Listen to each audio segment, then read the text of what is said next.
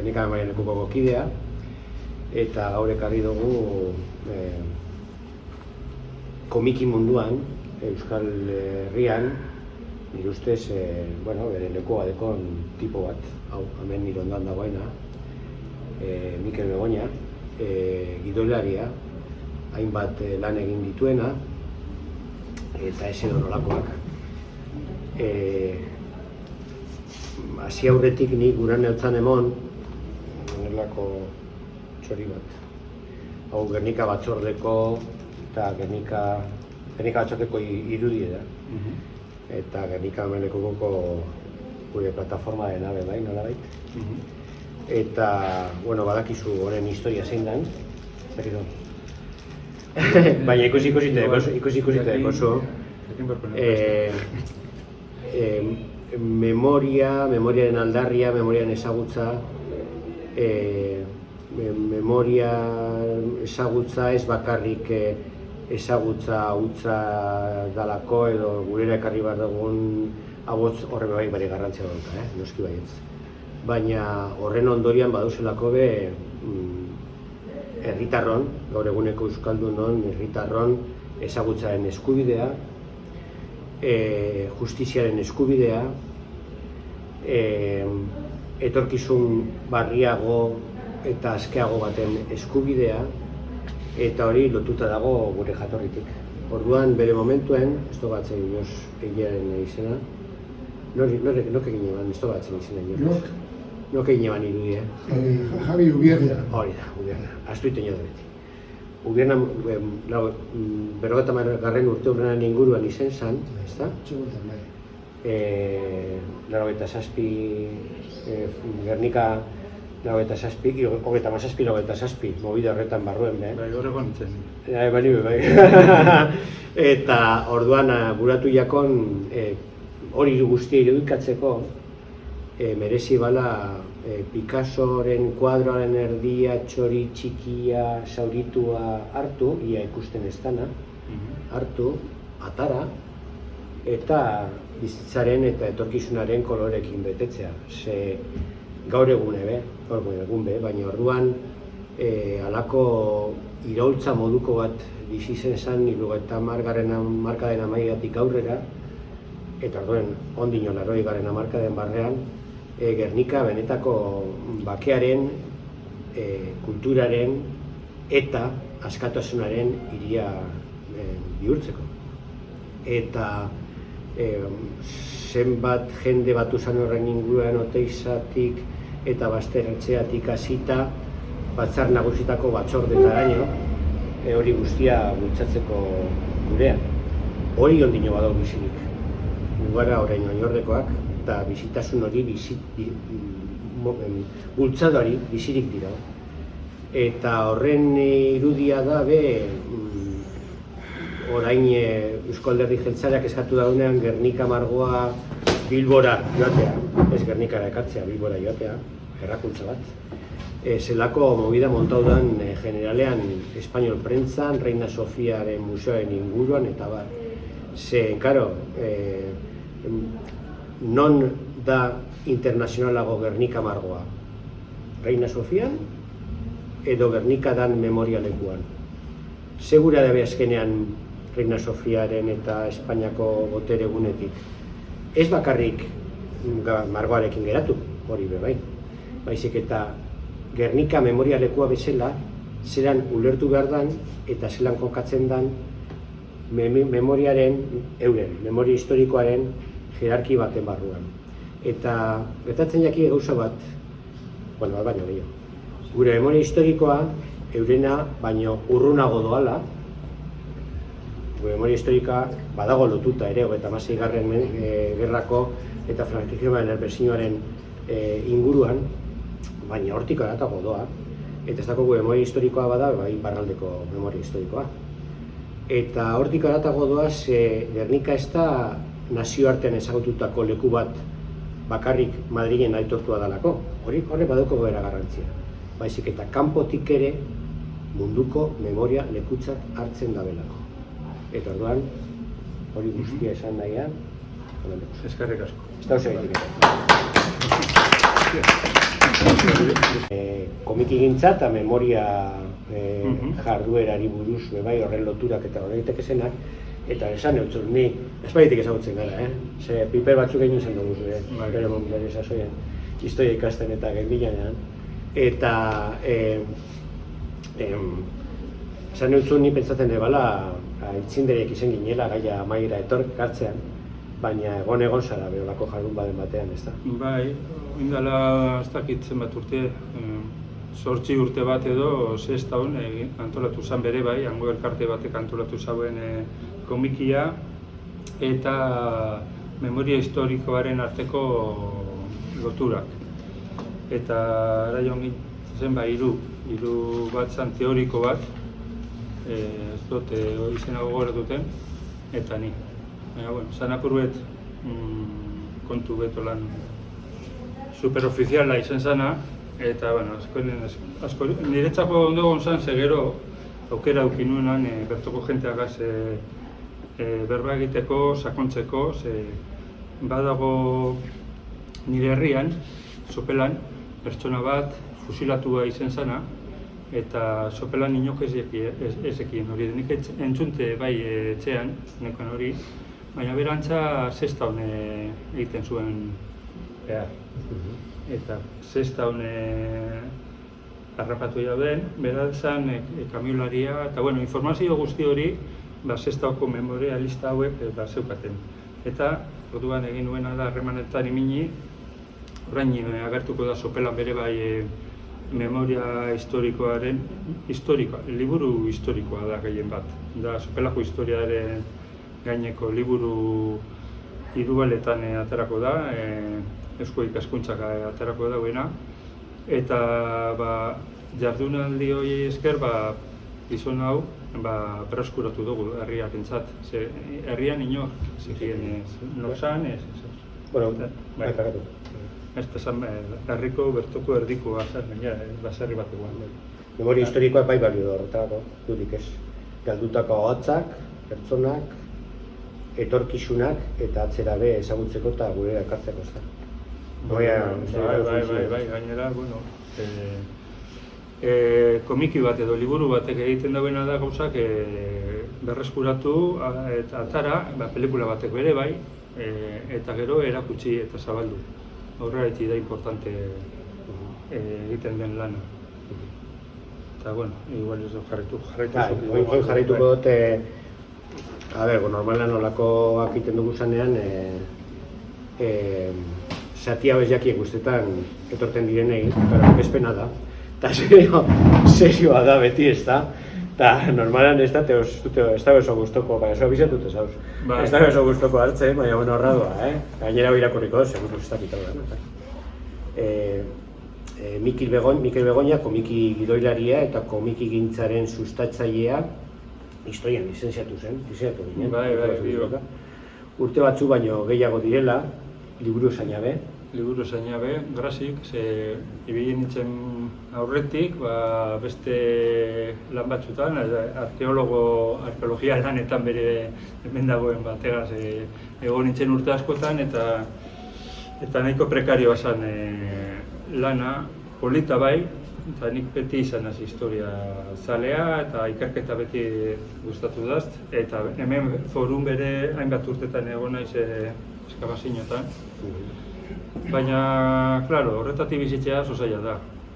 Buru belarri sartu zara horretan, eta azkenean lortu nuen lanpostu bat, liburuzaina, baina postu hori baneukan, baina bere bain beste saletasun batzuri bide emondotzen da komikiaren bitartez. Novela grafikotan batez, divulgatzailea, komentarista ere bai. Bai. Txon, Txon. Bai. 2004-2008 artean, iaz igezil zen Ricardo Sendra irudigilearekin lanean aritu zinean, berarekin zure lehen lana autodidatu eta gidatu zen duen, Berunezko itsasoa, Matxitzakoko guda, hemen dekogu bera albuma, Bueno, dena daukat hemen desordenatuta, baina... Gero izan zara Iñaki Martinezekin, hau da... Iñaketekin, bai.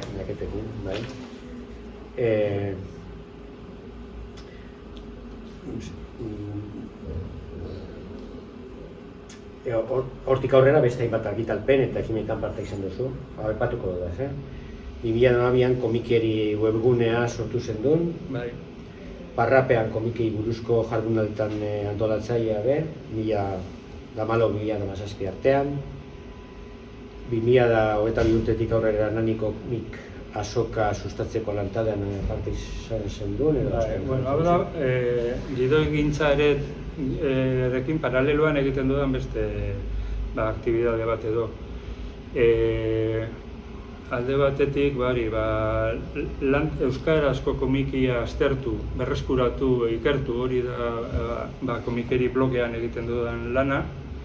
2011-tik edo uste dut hasi nintzela horretan, eta batez bere, euskarazko komiki gintza oso ez ezaguna da.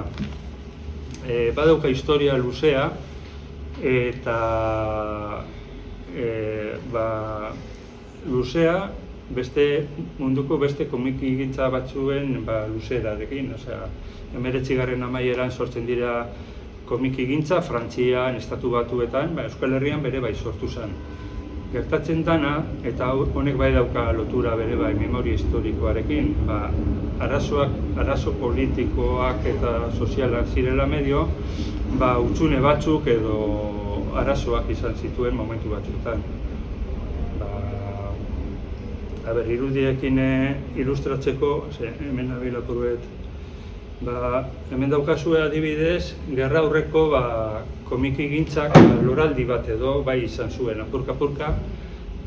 Goian daukazuen irudi horretan, 1888an, Victoriano Iraola jauna, izan ja bere marrazkitzuak, bere tira marrazten, El Tuntun Donostiko aldizkarian.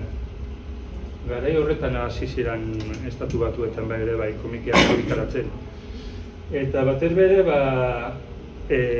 aldizkarietan eta komikiak, euskal komikigileek euren lanak argitaratu zituzten. Lehenengoa hori Victoriano Iraola. Bilbon, horretako guzen personaje biak sortu ziren, Teles eta Niko, 1918an. Gero aldizkari bat, TVO bat, irakurtzeko formatu bat sortu zen, 1928an. Eta beste gauz asko, baina honet dira holan aipatzen duazen puntu batzuk. Pospolin, 1928an. Baina, klaro, historia honetan, gerrak eta arazoak, arazoak batzuetan ziren izan, edo politikoak, edo arazo ekonomikoak, edo baldintza asko izan zituen euskarazko komikigintza garaitzeko, eta gertatu zena, kasu honetan, 37. Egon zala altxamendua, gerra etorri zen, hori da Tolosako plaza. Tolosan argitaratzen zen Pospolin, Isaka López Mendizabalen imprentan, eta hor, seguruenik hor, liburu artean bere komikiak egongo ziren. Hori da Tolosako plaza. Hori da frankista esatzen dira, liburuak erretzen. Erreketeak. Beldarrainen edo... Bueno... Nazionalista zen... Beorlekin. Beorlekin sartu ziren Nafarroatik eta hori. Eta, bueno, hori zen panorama zegoena. Baina gero, bai, daukagu datorren panorama, gerra ostean hau izan zen. Donostia bihurtu zen komiki frankistaren hiriburu bat. Bertaratu zirelako Bartzelonatik edo Valentziatik edo Madriletik iesi, horrek egoten zirelako Errepublikaren aldean, hainbat editore, eta Donostiara pasatu zirenetan, hasi ziren Flechas y Pelayos, lehen zan Flechas, gero Pelayos, eta gero Flechas y Pelayos, eta bazan emakume bat, Consuelo Gil izenekoa, Donostira etorri zena Bartzelonatik eta sortu zuen Mis Chicos eta Mis Chicas, neskentzako aldizkari frankista da. Eta, bueno, hori da. Flechas y Pelayos ziren falangeko gazteriek gainera. Pelayos ziren, egon zan hor gertatu zen, falangista zeukatela euren TVOaz, ala Flechas, eta karlistak Pelayos. Eta gero Francoren irizpidea jarraituta, biak bateratu ziren eta Flechas eta Pelayos sortu zen. Bueno, hainbat aldizkaitan egin zara,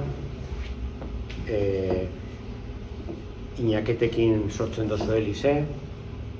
Bai, Inakete hori izango da, igual 6. komikia edo erarekin egin nuena. Lehenengoa izan zen hau.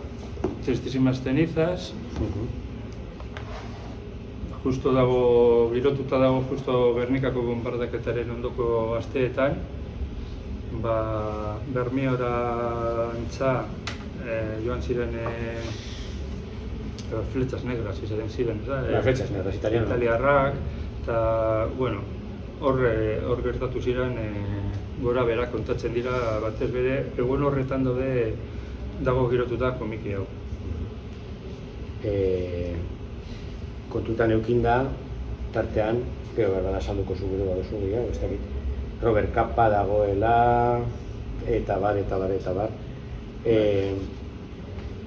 Merezi dago irakurtzeak, liburuak.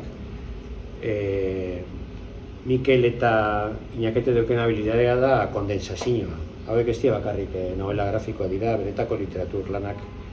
Eta orduan hasten danean badau, Gernikako bombardaketaren, Picassoren Gernika margoaren, lau zertzeladetan, beste barik, hori da komentatu. Bai. Horlako adibide asko dauz. Hemen dagoena da, horre egin nuen, Zehazten dau, eta kentzen dotzo gainera argudio guztiak Reina Sofiari. Bai, hor dagoena da fikzioa, alde batetik, ze historio horretan, batzen diren personajeak, azkenean niretzako da atzaki bat kontatzeko beren bitartez, nik egin doan ikerketa baten emaitza edo. Batez bere, Robert Capa da historia guztia bateratzen dauen personajea. Niretzako personaje nagusia komike honetan ez da Robert Capa. Dira bertan dabiltza zen,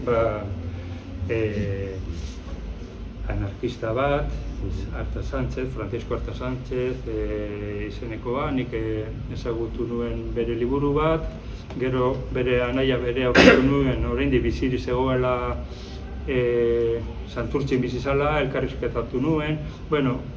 Estutxa izeneko emakume bat bere ezagutu nuen, brigadista moduan etorri zana gerra hasi eta berehala, Irunera bajatu ziren Belgikatik, euren fabrikako armak maleta batzutan sartuta, ametralladora batzuk hartuta, eta Irunetik pasa eta lehenengo bataila horretan parte hartu zuten. Horrek izan ziren, niretzako benetazko personajeak. Orain, personaje hori behin deskubrituta, estutxa, egingo dabe pelikula bat edo datorren urterako dokumentu bat. Lehenengo pista eta niretzako hori da gauza bat oso... Andrea San estutxa, Estutxa, bai. Estutxa da Esther Zilberber. Andreas, egon zan Kaparekin bai etorri zan,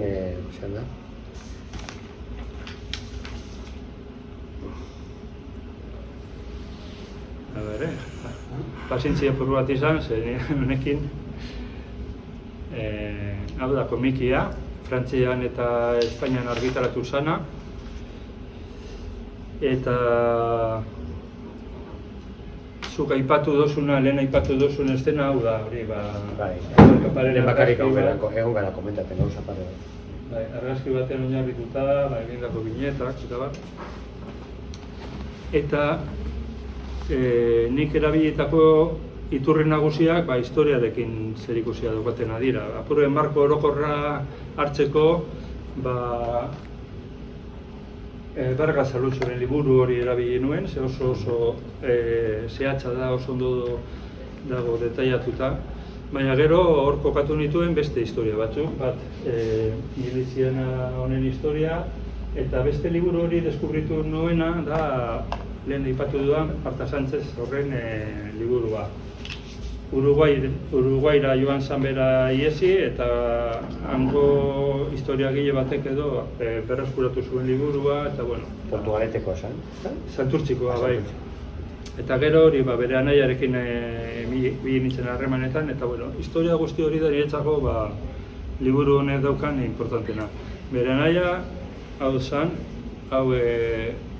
egon zan bataio, Juventud y Deporte, bataioan uste dut, ibili izala.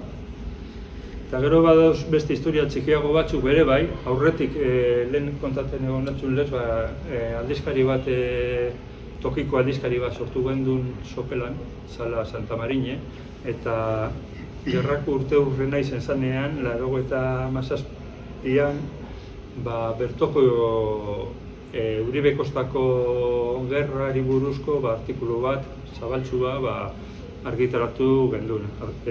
Ni arduratu nintzen horregaz, eta hor dagoen ertzaina bat, gerra horreko ertzaina bat elkarrizketatu nuen, gero Ramon Reguera Berangon bizi izan anarkista bat, Isaac Puentekoa zan hau Marta Sánchez bere bai.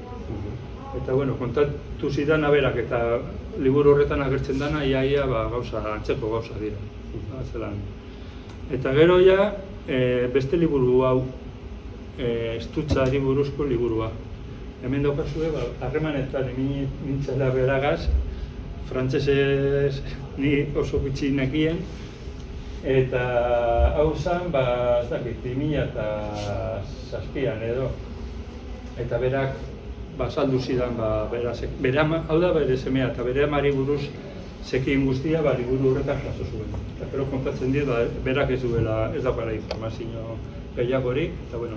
Eta oraintsu Bilbon egon da bera, dokumental hau egite prestatzen dabiltzan lagun hauekin, eta jadauka 80 hainbat urte, eta badaezpada dokumentala egiten dabizenak, lehenengo elkarrizkatutu du dabe, badaezpada, tesigatza jasotzeko. Hori da. Eta hau da bera. Eta, eta pelikula hau sortuko informazio hau da, etorren urterako dago, 2008-erako dago, betzatuta. Robert Capa egon zan, hemen egon zan bitartean? Astebete bakarrik egon zan. Egon zan, eta argazki famatu batzuk bine egon zan, Zertu? Argazki famatu batzuk. Bai. Gerdataro bere bikotea, Errepublikaren alde, Bartzelonan eta hainbatetan ibili izan. Hau da, egon zan mugimendu oso bat, mugimendu internazionalista bat, liburu honetan txertatu egiten dena. Bertoko jendearekin eta beti, kontraesan sozialak eta agerian uzten be bai. Ze hori da Mikelen arduetako bat be bai. Pertsonaiak kokatzen dira bere posizio sozialetan. Zer badauz delzabale gizamon bat be bai. Ezta? Tartean, azaltzen dena. Bai, historiatxo bat, Butroko gaztelua agertzen zen, bera preso egon zen Butroko gaztelu horretan, eta gure inguruan kokatuta dagoenez, parterik handiena, liburuaren parterik handiena, aprobetxatu nuen. Hori, historia hori jasotzen dau Barandierane, Atzerrira joan zen, erbestera joan zanean, zaran uste dut geratu zala, eta gerratik ilesean joaten ziren guztiei elkarrizketatu eta bere testigantza jarrotzen zuen 2000 eta pikuan argitaratu zen liburu mardul batean. Eta nik hori ikusi nuen, zelan eske hor kontresan bat ikusten zena da hori Lezama Leguizamon neguriko personaje aberatz importante bat preso sartuta zegoela kartzelan, baina eskutuan eta konsejeroa edo seguridade konsejeroa Julio Agerro uste dut zala, utzi zion ihes egiten itzi zion, ja frentea gerturatzen zegoen. Baina, eta eraman zuten mendira, ustez, bestaldera pasatuko zalakoan, baina galduta ibili izan hainbat egunetan eta berriro bueltatu zen. Eta gero ihes egin zuen beste barku batean edo holako. Eske komiki hau dauka urte pilo bat eta buruz detaile guztiak ez da. Gero erra jarraitu eban eta reketean bataien batean sartu zen, holako zuzen, gai eben historia zen. Kontua da, Lezama Leguizamon direla neguriko famili bat. Eta orduen hau eta aukien habilidadea da, horre guztiek gertakizunak eta pertsonaiak representatzen da bezbe posizio gure gizartearen kontraesan eta posizio desberdinak. Ez bakarrik honetan beste hainbat argitapenetan. Apuntetxu bat, egon zen hemen. Usurbil 1996 memoria elkarterekin egindako lanen harira, IPES elkartea ekarri genuen, Arantxa Manterola eta barrekin, eta justo etorri zenean dokumentalaren lanketan zebilen, eta lan handia egin zuen hor baitere. Dokumentala atarateko behar asko egin behar da. Dirua hartu behar da, baduzu... Elkartean Usurbilen egon zen egin handi batean bera purtsue dokumentazio ordenatzen eta beste elkartekoek egon ziren testigantza jasotzen eta bera purtsue berak emoten zion forma komunikatiboa eta dokumentazioa. Eta hemen eukin genuen memoria elkarsta batean Arantxarekin eta beste mutil batekin. Bai. Bueno, ja momentu honetan ja argi dago, edo ulertu daiteke behar bada. Memoria historikoa eta komikia gustagarriak dira, ezta? Memoriaren lanketan. Zelan lotzen dozue zuek, lan egiten dozuenean, hau da, zelan orekatu informazioa, historia eta imaginazio narratiboa. Komikia uztartzen da memoria historikoarekin eta denagaz uztartzen da. Azken batean, atzera hemen dagoen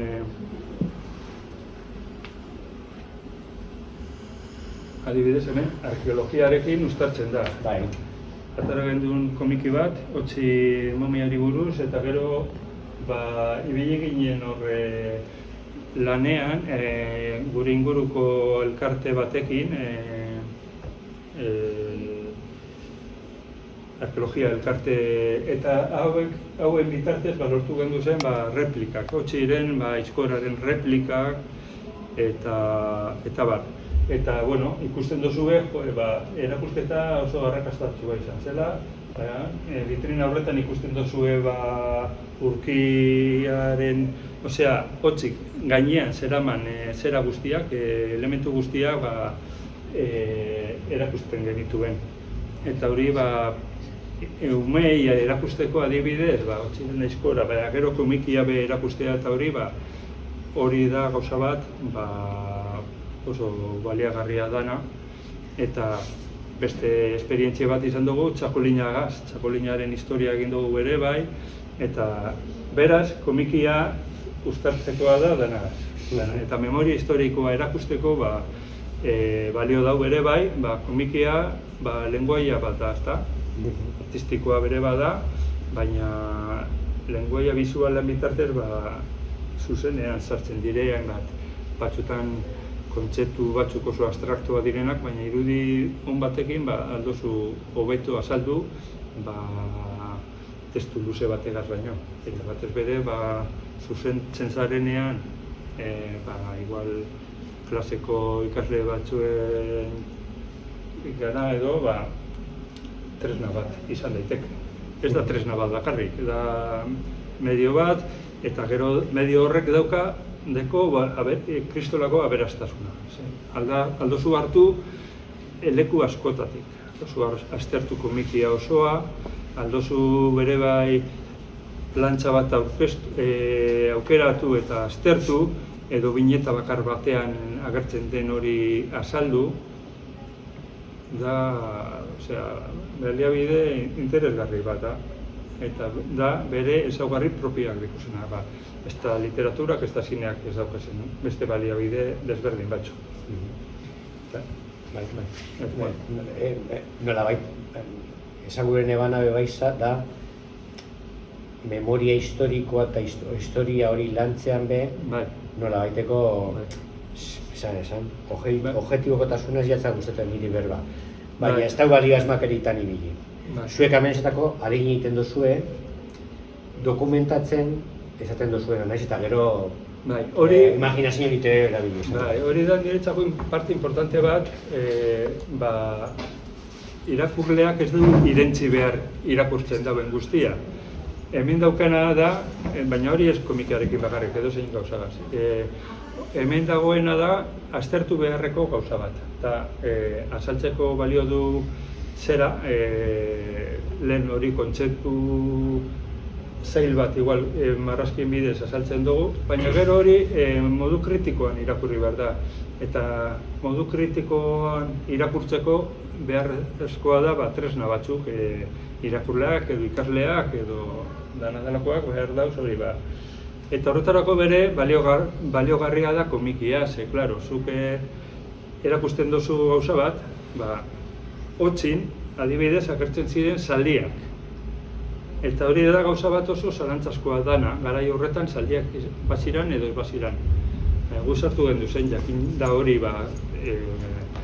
eta horrek balio dau ere bai, azaltzeko, kritikatzeko komikia bera. Edo zalantzan jartzeko zerbaitik dauden kasu horretan zaldiak edo memoria historikoaren arloan are gehiago, ze batzutan bakoitzak hor ikusten duzu idazle bakoitza edo atzetik ze karga daukan, ze karga ideologiko daukan, eta hori beti islatzen da egiten duzun danatan. Baina nahiz eta karga ideologiko bat edo bestea izan, beti da material bat interesgarria dana aztertzeko eta ikusteko. Horrek alegin bat eskatzen dago. Alegin dokumentazioan. Bai, noski. Ni nire printzipioetariko bat, gero atzera begira ikusi dut, nahiz eta dokumentazioaren parte hori niri itxarik gustatzen da. Eta gauza bat, horre disfruta egiten dutela. Mugatu egiten dut, gaia. Oso ondo mugatzen dut, kronologikoki ez dute normalean holako zati handiak hartzen dut igual astebetean gertatzen dana, eta komiki honetan gertatzen dana da astebetean gertatzen den gauza bat. Orduan horrek bai ematen dutzu aukera sakontasuna gehiago emoteko lanari. Eta bere bai emoten dutzu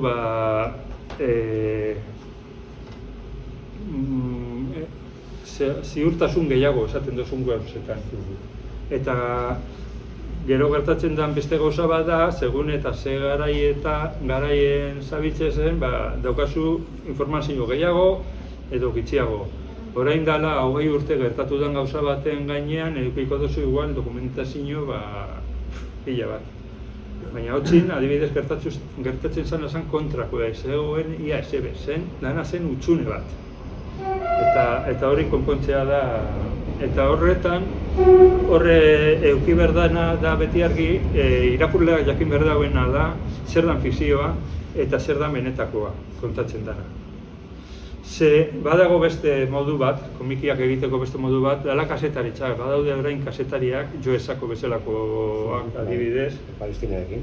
Bai, horrek eroaten dabe muturrera, baina dira dokumentatuta dana zehat mehatz, Palestina liburua irakurtzeko, jode, imine bazara hor serio irakurtzen eta horra agertzen den guztia da berak jaso dauena, tal cual.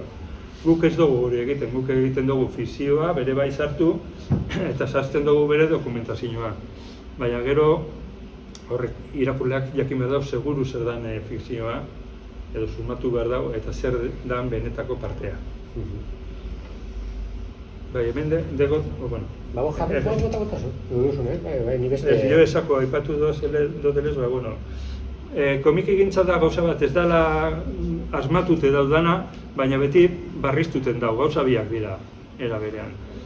Gu txikiak ginenean, TVOak eta egoten ziren, zan normalean, komikiak, hori, zan komikoak, zan Bruguera, Mortadelo, Filemon, eta horrela. Gero, pasatu gara, novela grafikoa, ezta, gauza serio hauetara. Baina batzuk esaten dute, beti dago, edukietan aldatu dira gauzak. Ze, orain aipatzen diren gauzak, asko novela grafikoetan, lehen ez ziren ikutzen. Baina gero forman bere aldatzen goaz. Adibidez, begiratu zelako, kristolako komikia, asmatu da ben jo esako. Zabaltuko dozu, zabaltu gotik? Bai. Ezagutzen dut dago. Ezagutzen duzu? Bai. Hau da, lehenengo mundu gerra, halako modu, bataiak eta mugimendua. Kontuz, indar gehiago llevarik, Bai. Bueno, berana da, baina, bai, kontuz. Hau da komiki bat. Eta honegaz egin zen, adibidez, Pariseko metroan, Montmartreko geltokia, horma guztietan, jarraian ekin izan jo esakoren lana. Lehenengo mundu gerrako ez togatzen zen bataia. Egun bat, Somme bataiako lehen eguna. Eta da mugimendu oso bat. Jarretzen du, ez dago dana. Orduan, zer, komikia da, baina barriztu bere egiten da gauza bada. Forman, diakronia eta sinkronian, horrela ze urtekoa da, editatuta? Hau, bai, 2014an, uste dut, aniversarioa zen 2014an. Lehenengo mundu gerrako urte horrenaren inguruan, atasa. Bai, Frantzia, dirua daukaten ez gauza honetan... Oso nadire frantziarrak, Metroan bai, atletikeko zera bat edo eta aurkituko dut, komiki bat eta hori sekula bezez duzue ikusi. Osea, metroko geltokiak eta apaitzeko, hori bai. Hori, holako idea bat hau, Roman uste dut, kolumna bat, holako gauza... Trajanoren kolumna uste dut. Hori, Daziako kampaina, ez da, uste dut. Daziako kampaina. Formato antzerakoa da. Eta beste leku batzutan, molako diorama ondietauz be, ez dakik goratzen dute Istanbulen, Turkiaren konkista egiten da benen euria, molako margo oso bat, erakusten dagoena kanpaina oso holako bai, ez dakik Waterloo egongo dire, ez dakik zer. Baina berriztuta eta zera batean, argitapen batean ideia hori garatzeko gaitasuna. Hori modu batean bere komikia da, narrazio sekuentziala. Sekuentzian edo irudien bitartez, historio bat kontatzen duzu. Eta askotan aipatzen da, bai Trajanorena edo aurrera edo atzerago joan eta badago Lionen ondoan nolako kobazulo bat eta uste dut goi paleolitiko irudi batzu, lehoi bat beren buruak daude eta movimendua edo adierazteko. La Gruta de los Leones. Orduan, bueno... Edo frantziarek prestadotzen Britainia handiari baieusko eta pisa bera. Hori beti aipatzen da. Normandiaren konkistari buruzko... Baina horretan beze gertatzen da, frantziarrak euren produktuak asko hobeto saltzen da bezala guk baino. Eta gure kasuan, Euskal Herriko kasuan, badago gure komikiaren aintzindariak bat izan Nafarroako Santxoren Iruñako Biblia. Badaude bi... Erdia horora joan da, jakin deixo. Erdi Arora joan naiz bai. Hau da, 1100 ingurukoak dira. Eta da Funeseko zera bat, manuskrito minio bat. minio bat. Eta hor, Biblia dago kontatuta, baina estenen bitartez. Osea, bi estenen. Estena batean dago gauza bat, eta beste batean ondorengoa.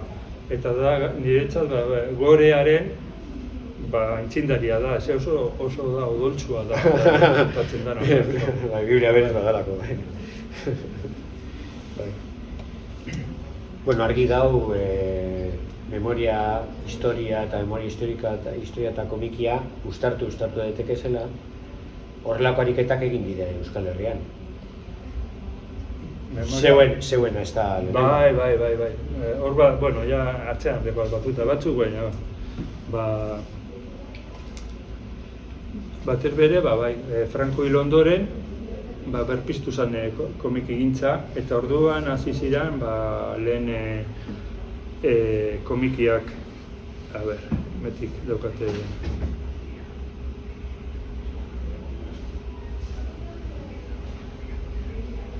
Bai, adibidez, hemen deko zuez, hemen dago aukeraketa bat. Ikusager argitaletxeak, Gasteizekoak, Hernando Palaciosek bi komiki kaleratu zituen, Eloi izenekoa eta uste du Villarrealeko batailan edo girotuko dagoela. Edo Udaberririk ankerrena, edo Gabai, edo aintzindaria izen zen Urbietako kaleko borroka. Hor uste du Likinian horren Donostian egon ziren altxamendua frankista egon ostean, egon ziren barrikadak eta kontu hori kontatzen da. Gertatzen dena da, egilean orden ez dakigula. Bi batek sinatzen du, inork ez daki nor dan egilea. Udaberririk ankerrena Unai Iturriaga zuen, ez? Oparitu zigun. Nolako elkartena. Horrentzuago, beste batzuk, hemen deko zubez, iazkoa dira, agier, Dani Fanorena, eta, historia liburu bat komikira egokituta. Horren modan dago, bere novelak eta komiki idatzeko batzutan, joan etorrian ibiltzen dira zinematik, komiki liburu bat, Jose Pablo Garziak edo egokitu egin du. Ingizu zirena da errefusiatuen gaia goratzen zuela horretan, gerrakoak zidela. Eta Gernika, gizon hau nik ezagutu duen aspaldi Bordelen bizi den tipo bat da, eta dago, Itaginarre espainola anarkista bat izan zen, eta haren eraginez edo hasi zen Espainiako gerrari buruz komikiak egiten, eta dauka serie luze bat Frantzian nahiko popularra da, eta atara zuen gero, oen dela urtekitzi aurkeztu zuen Bidebarrietako liburutegian, eta han izan zuen norbaite altza zuen eskua eta bibi izan kritikatu zuen komikia ezala ondo jasotzen eta gizea, Detaile historikoak, ezabiatzen. Bai, ez dakit. Elgeta emakumezkoen ikuspegitik eginiko lan bat, ezta? Bai, bera Elorriotarra da, Bizkai, Aiert Zubigarai uste dela, eta hor dabil, bera, kontu horrekin, emakumezkoen sufrimendua. Bai, bortxak, kasu bietan gai bera ikubitzen da. Intza, tabernakoan, gerra ostean emakume batek Donostian, taberna ondino dagoan Donostian, uste dut, izan zituen, bortxaketa bat izan zuen, izan behar dugu, taberna gero zabalik mantentzeko, eta oso gogorra, holan historia, oso gordina da, eta baina kontatuta dago, eta bestean be bortxaketak eta agertzen dira. Ba hori aspaldi... Tropa frankistak sartzen direnekoak. Bai. A ber, buruz, oraino ez daukat buruz, uste dut dela neska gazte bat agertzen dela Elgetako plazatik eta sartu zirenean, frankista sartu zirenean esan zuten barra libre zegoela soldaduei. Eta joan ziren, ikusi zuten nongoa zen eta baserrira joan eta izan zen bortxaketa eta testigantza eta hori uste du gero jasota da. Hori Elgeta bizitako, hori zer da, tokiko publikazioa bat? Udala da tartean? Bai, Elorrioko udala. Elorrioko udala. Uste dute lagundu zuela. Orduen publikazioak batzutauz, zue publikatu duzue asko, hainbat argitaletxeekin. Arriet, euskalduna bat aipatzearen, baina Norma, Frantziaren bebai. Bai. Tokiko hori txakolindegien eta oso historia polita dire, baina oso polita dire. Naiz eta Bizkaiko txakolin elkarteak eta... Bai, dira liburu bi bat, txakolinaren historia, eta horretan ibili nintzen bere bai, gauza batzuk aurkitu nituen, barriak direnak, txakolinari buruz. Eta gero dira, zazpi egilegaz, zazpi historio labur txakolinaren inguruan. Txakolina agertu behar zen historia bakoitzan, eta hori da, ale bikoitz bat, holako estutxe batean argitaratu zen. Tokiko erakundeek, Elorriko udalek eda, bultzatzen da ez horlako hori izan Bakioko txakolinaren museoak bultzatutako argitarpen bat. Bueno, beste galderatxu bat. Ez gara askoz begi jau luzetuko, ordu bete daroago. Beste kaina bat hartzearen dinonik. Konforme. Euskeraz, erderaz, mundu paregatu daitezke bata bestea. Komikian edo? Komikian, komiki gintzan, argitalpenetan, zelako mundua dire. Euskeraz irakurtzen da, komikia? Bueno, a ber... oso galdera... Gure aldaketa bat bere izan zen, pasatu ginen Normatik Elizera, argitera, euskeraz argitaratzearen. Eta lehentasuna ematearen euskerari eta... claro, ginen hasieran, Tristísima Maceniza, Pico los Cuervos, eta ez dakiz zer gehiago, bakarrik gazteleraz eta frantsesez argitaratu ziren. Baina gero, galdetzen dozu ia bateragarria diran. Hori bloga sortu nuen garaian, 2011... Bloga bat, eko zure bai esan du behar dozu, Bai, uste dut esan dugula, ez da? Ez dakit. Esania... Komikeri, ez da? Bai, esania euskerazko komikirik argitaratzen. Ez dakit, orduan ez dakit, urteko 5 komiki, 6-8 komiki izaten ziren. Zer gertatu zen orduan, aurretik umeen komikiaren mundu hori desagertu zela. Umeek galdu zuten ohitura, komikierako ohitura hori, eta ja pasatu zen helduen kontu bat izatera. Bueno, gero, apurka, ikusi dugu, ja berreskuratzen joan den kontu bat dara. Gaur egun, ia 60 komiki argitaratzen dira urtean. Euskeraz, bai. Hortan atariko dago ja. Bai, umeentzat eta bai helduentzat. Eta bueno, momentu oso ona dago eskaintzaren aldetik eta irakurleek badeko hor zer aukeratu. Baina egia esan, beti ikatzen dugu, ofizioa oso prekarioa dela marrazkilariarena eta gidokilarena, baina ez da Frantzian bezala, Frantzian tiradara handiak egiten dira eta badago jende nahiko txu modu profesionalean bizi dena, horretatik bizi dena. Baina hemen, modu profesionalean bizi direnak gutxi batzu dira eta normalean lotuta daude argitalpen batzuetatik daukatelako gauza seguru bat, adibidez bat, Tazioren zera, adibidea, Zaldieroa, Berrian, Antxon Olariaga, eta, gero komikia, ilustrazioa, eta apur bat emendik, beste bat emendik, horretatik, igual bizi altzara horretatik, baina bestela zaila da. Eta modu profesionalean bizi diren asko, edo, bueno, ez asko, gitxi, baina bizi diren batzuk, edo argitaratzen dabe Frantzian, argitaletxe batzutan, edo estatu batuetan, superheroien komikiak eginez, edo horrela. Baina dira Gitxi batzuk. Bat, interesatzen zait beste formula hau, euskeraz argitaratzea, nengo gaiak eta nengo... Eta produktu honak ataratzea. Produktu honak. Bai. Bueno. Zer?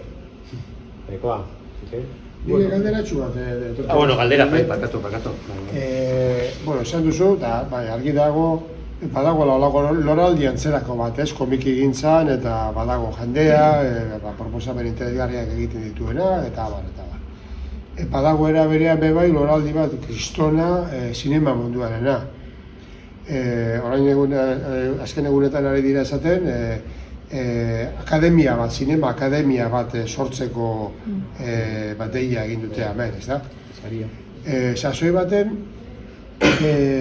Juanba Berasategirekin eta Dibulito honekin eta bazegoen sinema animatuaren aukera bat, ez?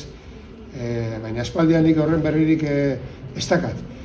Zuge uste duzu badagoela, edo posible izan litzatekeela aprobetxatzea sinema dakarren indarra, euskal sinema dakarren indarra, komiki gintzak ere hartzenen indarra, posible egitea dokumentalak edo sinema animatua egitearena? Hemen, Euskal Herrian daukaguna da materia prima ona, daude egile oso ona, marrazkilari onak. Behar dana da hori bideratzea eta formula bat da zinearena. Zineak daukana da dira laguntza handiak dituela. Gero laguntzak ematen dira, baina laguntza horrek gero berreskuratu egiten dira bere bai. Prestigioaren aldetik, Euskal Herriko prestigioaren aldetik bere izatea ez dakit saridun hainbat pelikula eta horrela, hor geratzen dira gero gure ondare kultural horretan. Ondare kulturalea da azken batean, komikia eta zinea. Baina bai dela beharrezkoa bideratzea zelan. Lehenengo, irakurleen mundu hori zabaldu egin behar da, eta gainera gaur egun dagoen kompetentziagaz, ni metroan eta noanean normalean begira jotenak eta mundu lehen esaten zen paperearen ordez liburu elektronikoa helduko zala, baina ez da hori bez, irakusten duzuna da, jendea da, mobilarekin, atzamarra pasaz, berri bat, bestea horrela da jendea. Landu egin behar da, irakurleak bilatu behar dira eta gero erakutsi egin behar da jendea gazteei eta irakurle potentzial guztiei. Hori Frantziak oso ondo egiten da gauza bat da, hemen ez. Eta nik ikusten duzu, familia bat igual, aita eta ama irakurtzen, komik irakurtzen, eta semea umeak lurrean bere komikak irakurtzen. Igual supermerkatu batean bere basartzen zara eta umeak komikiak irakurtzen badaude. Orduan hori da kulturala, baina zaindu behar den gauza bat da. Irakurleak bilatu behar dira, eta gero industria bat, edo industria ez dakit zelan deitu, baina zerbait sortu behar da, makinaria bat eta hori zaindu. Dana ez da futbol izango. Hori kulturaren esparro hori, eta duela, ez dakit zen bat, 7-8 urte edo, sortu ziren beka batzuk, bekak edo laguntzak, Eusko Jaurlaritzarenak, eta horren bitartez bere bai, hainbat komiki argitaratu dira. Eta hor geratzen dira gero dana da gure ondarea, baina gero baloratu behar da bere bai. Guk hor Hernani komiken egiten duguna da adibidez, sari bat emon, Josep Camino saria sortu gendun, Euskarazko komiki gintzan aintzindariak izan direnak. Berari emon saria, baina gero bere erakusketa bat montatu originalekin. Hori artea da bere bai. Ikustea arkatzak, tintak eta lana, atzean dagoen lana, eta ikustea, baina batzutan ikusten duzu egiten zulako kristolako lana, eta ez daukala horrenbesteko arrakastarik. Frantzian, bai, urtero joten gara Angulemara eta han egoten dira erakusketak eta iladak egoten dira sartzeko eta ikusteko. Eta gero gaur egun asko funtzionatzen dagoena da manga, gazteen artean. Eta hori ja Frantzian bere ehuneko erdia edo ja manga da, eta horrek bai funtzionatzen da ondo gazteen artean. Manga eurekinikoa, frantziarrekinikoa, edo Frantzian hasi dira bere bai, orain egiten mangaren antzeko frantziarra, baina batez bere da Japoniako produktua. Eta saltzen da, eta ni liburutegian beha ikusten dut hori, manga gazteen artean dela gauza bat, asko mailegatzen da. Zu, galderatxoa. Bai. Hor, garai batean, nik ez da egite orain jarraitu duten historia horrela zer duten jarraitu, baina hor Zorrozaurreko islote horretan ez da egite zentzu gehiago dekon espekulazioa gauzak egitea baino. Baina hor egon zen asmoa sortzeko lako eskola bat marrazki bizidunak,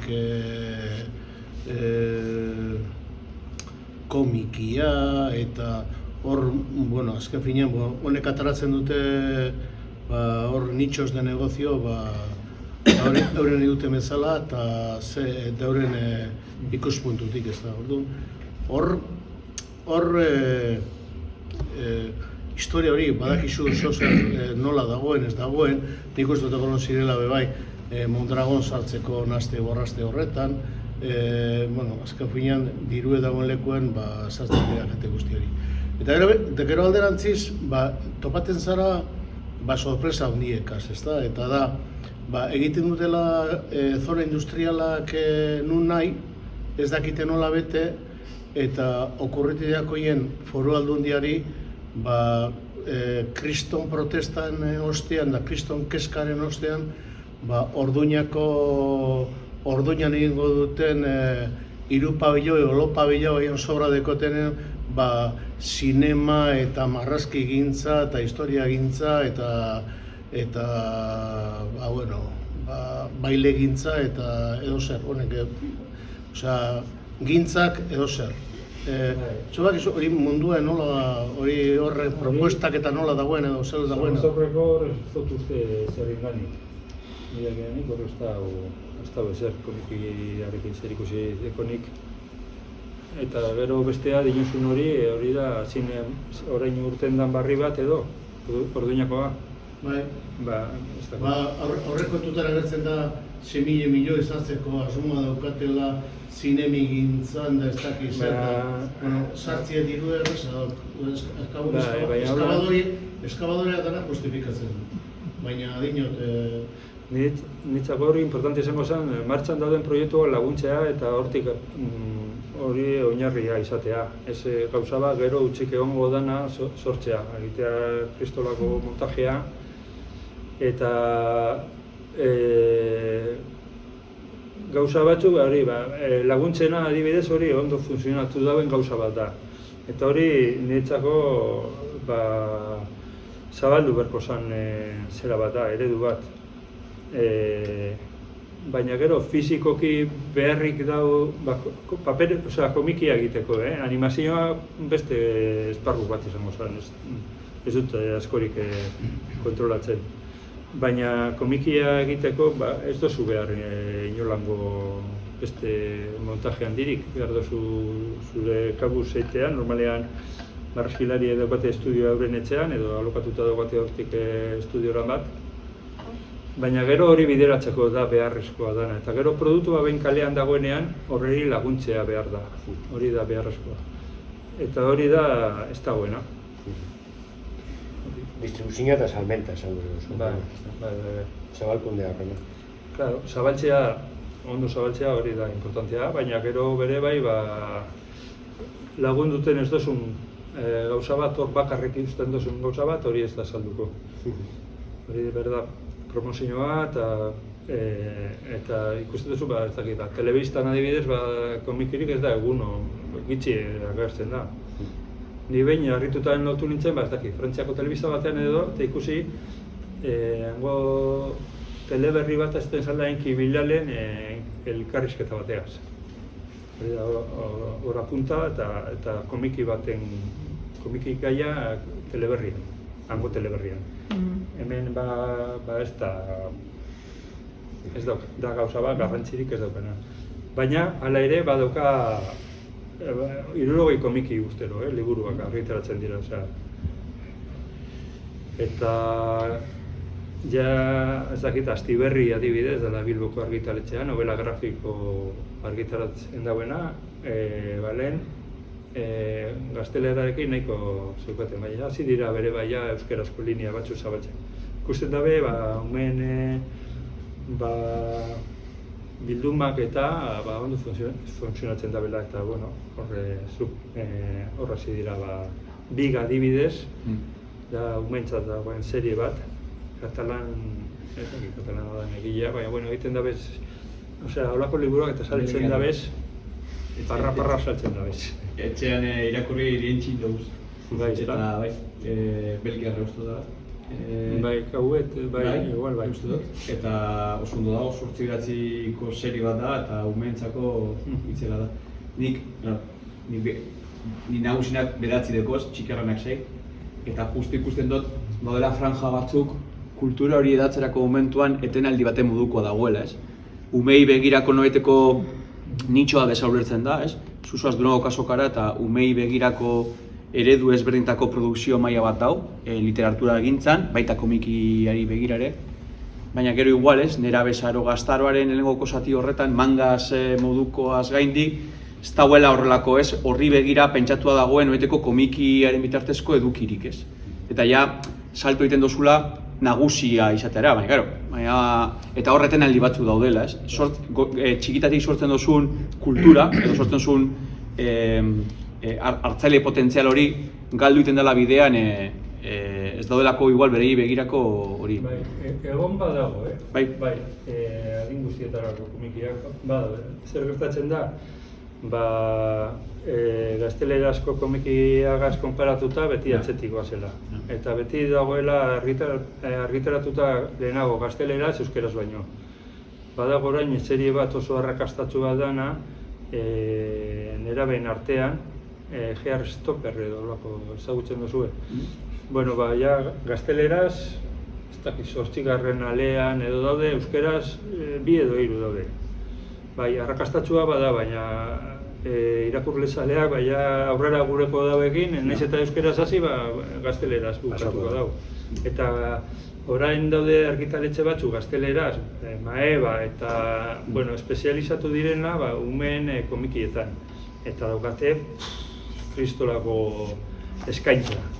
Euskeraz egon badago, eta badago manga bere euskeraz orain. Eta argitaletxea hasi da manga euskeratzen zuzenean japoneratik, ez badaukatean Tokion bizi den kontaktu bat, euskaldun bat, eta berak egiten dauze itzulpenak zuzenean, eta adibidez serie batzuk argitaratu dira euskeraz gazteleraz baino lehenago. Eta hori da formula bat zaindu beharko zana. Claro, Gaztean menpe egon bari. Azken batean, eta hori gertatzen zen bere gure komiki azoketan. Getxon eta gaztelera jan egiten da euskerazko produktua. Euskal egileak desagertu egiten dira Getxoko bezalako azoka batean, dana programazioan eta azkenean konparatuta normalean Espainiako estatu osoko egileak etortzen dira eta hor geratzen dira. Eta beste aldetik, eskapalate batean, askoz bere materiala gehiago dago jartzeko gazteleraz euskeraz baino. Geratzen da zure eskintza batean hor euskerazko produktu bat. Horti ni joan, uste dute sorkuntza prozesua zelan indartu eta egia da igual, ez dakit, holan badan, gogoeta moduen, eta ez da bilbera baiten bakarrik komiki gintzari loturik, baizik eta literaturen espresio ezberdinetari loturik itzulpen gintza edokon papera, ez? Hor sortzen duzu baitere hizkuntzaren bitartezko sorkuntza eta hartzain arteko lotura bat, ez? Eta igual, beste esparru batzuetan kritika desentetsu egiten da, ez? Ez dela behar besteko itzulpen gintza egiten euskerari begira. Jatorrizko hizkuntzatik euskerara, ez? eta gero formato ezberdinek landu, ez? Adibide tonto bat jarriko dut. Ni naz Son Gokuren belaunaldikoa. Son Goku nik euskeraz, Dragoi Bola. Dragoi Bola nik euskeraz jaso dut. Gazteleraz baino lehenago. Gazteleraz baino lehenago, orduen, eta gainera ez, Etxeberriaren, Larrabet Ferraren ahotsarekin. Orduen, gero da, hori da zure referentzia, ez? Eta horrek sortzen du konexioa, ez? Produktua eta hartzaile loturikoa eta geratzen dana, ez? Ez dakit itzulpen gintzai loturik, badakit badagoela lerro bat, ez? Zulen aipatu zu Palestinana, Julen baitere hil da hor, ez? Badabil hor lan bat egiten, ez dakit ze behar bestekoa dan edo behar beste bultzatzen dan, hori ez? Jatorrizko hizkuntzatik euskararako bide hori lehenestea, hartzaile potentziala euskaldu nahi izan dadin, jakinda gure egoera diglosikoak eramango gaitula euskaldunoi lehenestera gaztelerazko bertsioa, baina aurrerago badago eta komertzialidade handiago bat badaukan atzean, ez? Hor, estrategia komertziala egokia izango zen, euskeratu gazteleraz baino lehenago, eta ez gazteleraz argitaratu eta ez dakit, 5 urte pasata, eta, klaro, bain entzunion bati esaten, zute esan izena, ez que euskeraz ez da saltzen, klaro, zure argitaletxeak argitaratu du produktu hau gazteleraz 4 urte lehenago, eta orain, nik hau irakurrita daukat gazteleraz, orain ez dut irakurriko gozabela euskeraz. Hori da falta dana bere bai. Arrieten kasuan, manga euskeraz argiteratzen da, baina beste frantziatik ekartzen diren hainbat produktu euskeratzen dira, baina gazteleraz bere biak batera. Bueno, biak batera, ondino badauka. Eta uste du gainera euskera saltzen dagoela hobeto gazteleraz baino. Orduan, hor ikusi behar dago estrategia komertziala alde batetik, baina gero dago herri bezala egon behar den estrategia kultural bat. Kultura estrategia. Eta hori da ez dagoena. Ze beti parekatzen da bai gaztelera eta euskera, eta biak nahasten diren momentuan ja euskera galtzaileak. Nire lehen bigarra, orain da 40 urte, izen zen komikigintza, itzulpigintza, ikuskatriltzen sortu gendun, orain dela 40 urte, itzultzeko ez, euskeraz nortasuna emoteko komikagintzari, liburuari, testo liburuari. Hor gotan itxun 10 urte, nire urterik eta gozuena pasan itxun hor. Irabazi txakoran diripez, baina momentu gozuena bai. Eta, zan borroka bat totala, ez da hori honien zibotegaz behok. Zibotek egiten du lako zilak eta umentzako, ergonomiasko tokiak eta, montan genuen nolako espetakularra zan. Kabun ez gendun jakin nola urtemen ginen bertatik, baina, Eta gure etxaiari gogorrena zan euskera munduan hor jorratzea eta askotan itzulpenak egitea Kataluniatik. Katalunia esan guretzako neko jatorrizko